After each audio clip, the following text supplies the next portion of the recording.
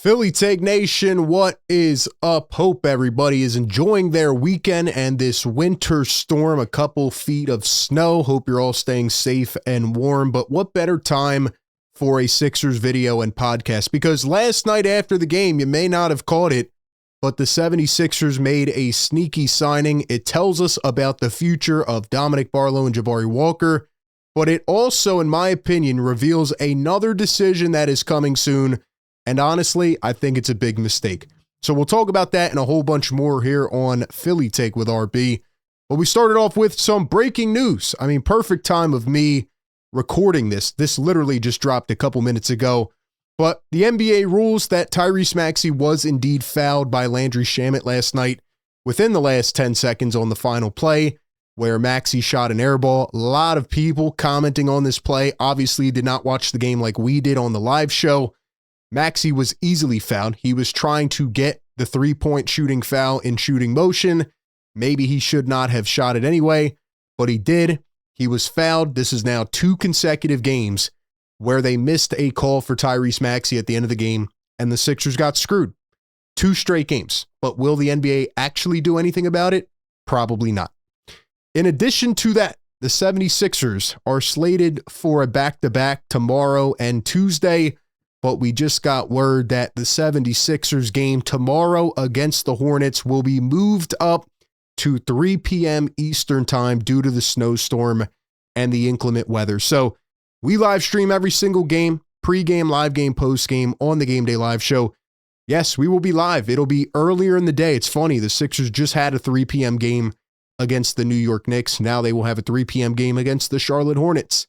They are scheduled to play at 8 p.m. Eastern on Tuesday against Milwaukee. Maybe that game will be rescheduled as well, but we will see what happens. Just wanted to let y'all know in case you're wondering, man, why is the game on so early tomorrow? Well, that is why.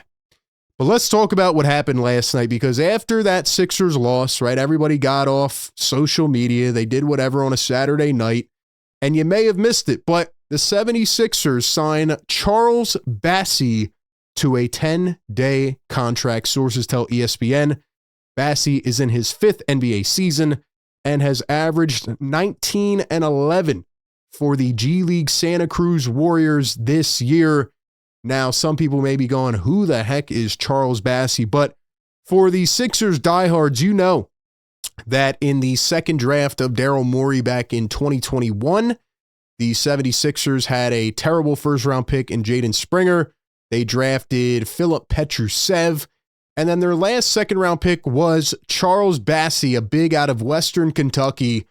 And the first time we saw this guy on the floor, we said, whoa, this guy's athletic rim-running, shot-blocking ability might be second to none. Like, this might be an absolute steal, just like the first draft when the Sixers drafted Isaiah Joe and obviously Tyrese Maxey, right, and Paul Reed.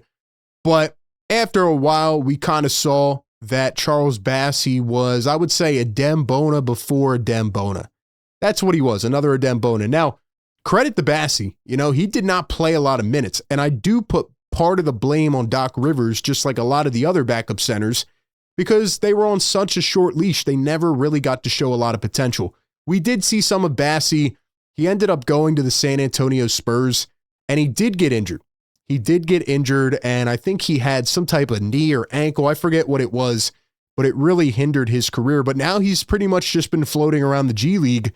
And I read this blurb from a Warriors reporter the other week, and it says Charles Bassey, a 6'10", 230-pound center power forward, was a former top high school recruit, including 2 this season. Santa Cruz traded for Bassey, 25 years old, on December 27th, and in 26.4 minutes per game, he has averaged 17.6 points, 11 rebounds, and 3.4 blocked shots through his first 5 games, and a 60.3 field goal percentage, 45.5 three-point percentage. Now, again, I want to warn everybody that we know the G League is not the NBA. We've seen a lot of guys put up monster numbers in the G League. It's just a different ballgame. If you've ever been to a G League game, you know what I'm talking about. I'm not saying Bassey can't be a solid big. Maybe he can make his way up to the roster. I mean, based on the guys the Sixers have right now at the end of the roster, I wouldn't mind bringing Bassey up. He'll probably stay in the G League. But if we look at his career numbers, they're kind of underwhelming, right? He played some games for the Spurs. He's been injured almost every single year. Career, he's averaging 4.3 points, 4.3 boards, and 0.9 blocks. And he shoots 23% from three, but he barely shoots at all. So again, he's like another Adem Bona. But why did the 76ers make this move? Well, they did it as kind of evading the loophole with Dominick, Barlow, and Jabari Walker, because last night was the last game that the Sixers could have both of those guys active as two-way contracts, right? Because there's a limit on how many games they can have for the two-ways.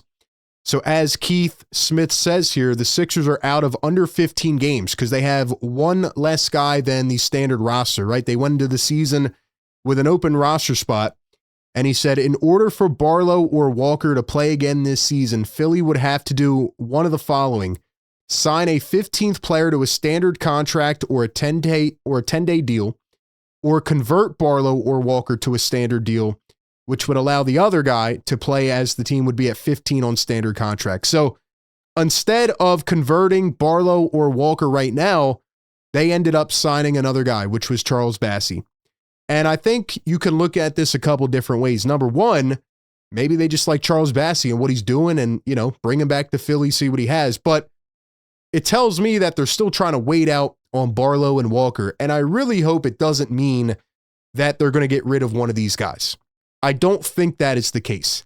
What I think is going to happen is the 76ers are getting ready to trade Andre Drummond, and I think they are about to fulfill one of our worst fears over the next couple of weeks. Sleeper is a fantasy sports and real money gaming app that is taking things to the next level. They are the best one-stop shop for all your sports needs. You can chat on games in real time with other users. You can get the latest news, scores, and alerts right at your fingertips. And you can play in fantasy leagues and win real money on picks contests. With Sleeper's Picks, all you have to do is choose anywhere from 2 to 8 of your favorite players. This could be pregame, live game, or even across different sports. And then you just pick the over or under, more or less than the predicted stats. That's it. You can make these entries in less than 30 seconds with a $1 minimum entry. And on Sleeper, if your picks win, you can get up to 1,000 times your payout. So right now, download the Sleeper app, use the promo code PhillyTake, and get up to a $100 match on your first deposit. And right now, as a special promo, Sleeper is actually offering a free $20 entry with no deposit required. All you have to do is sign up and use the code PhillyTake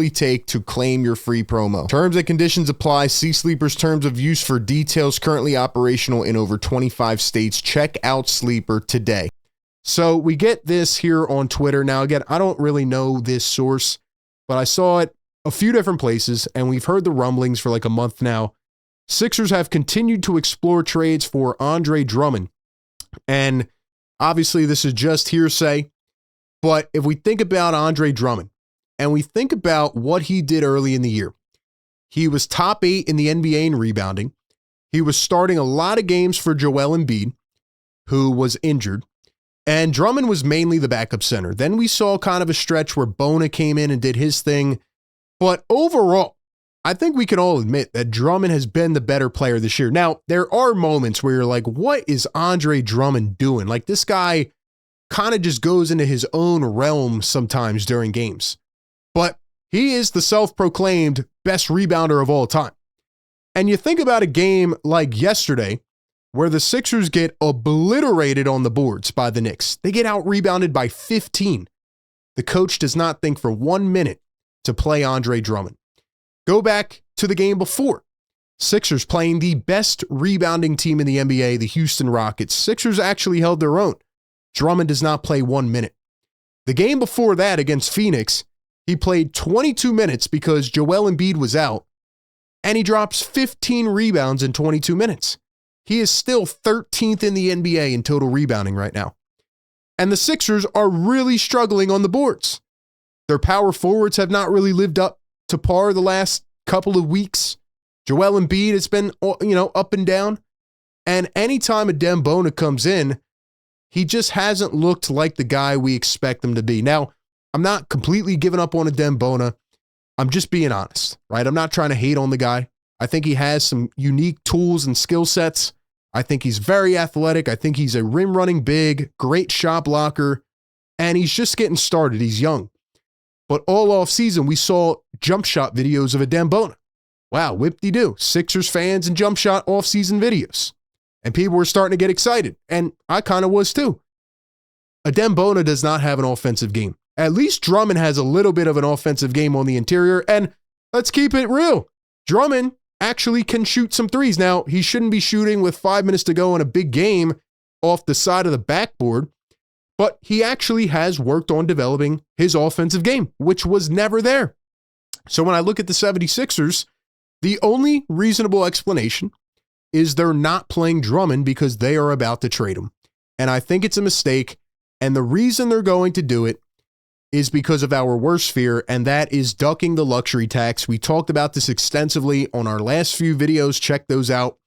But pretty much the Sixers are about $7-ish million under the luxury tax, and Drummond's on a very favorable contract. He is currently sitting at $5 million. So it wouldn't just be Drummond, but I'm thinking about the Sixers, right? And if the conference is so wide open and they are a contender, why are you going to trade Andre Drummond if he is your most reliable backup big and your best rebounder right now? It's because of a financial thing, and they do it every year. And if they do it again this year, I'm going to be super pissed off because at that point, you're not serious about winning. If they do trade Andre Drummond, I think they go and either trade Eric Gordon or Kyle Lowry. I wouldn't be surprised if they trade Kelly Oubre, because at that point, they're just trying to shed guys on the final years of their deals. And I just think it's ridiculous just because Joshua Harris and the ownership group does not want to pay taxes for this team. I mean, they're $1 million under the first apron. Before, last year, they said they were willing to go into the first apron. Now they're once again reverting to trying to go under the luxury tax. Now, again, not confirmed yet, but I just think it's wild that Drummond is not playing right now. I believe Nick Nurse has been told from ownership, do not play this guy. Don't get him injured. The problem is, to trade some of these guys like a Lowry, a Gordon, Drummond, whatever, you're probably going to have to include draft capital. I mean, maybe not with Drummond, but for Kyle Lowry, who wants him, right? The Sixers are going to have to use draft capital just to get off that contract. And they did the same thing with KJ Martin last year. So it just signals disaster for me. I hope we're not trending in this direction.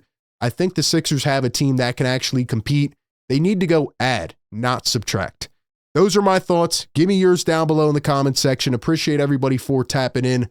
Be sure to like, comment, and subscribe. That being said, I will catch you on the next one. Peace.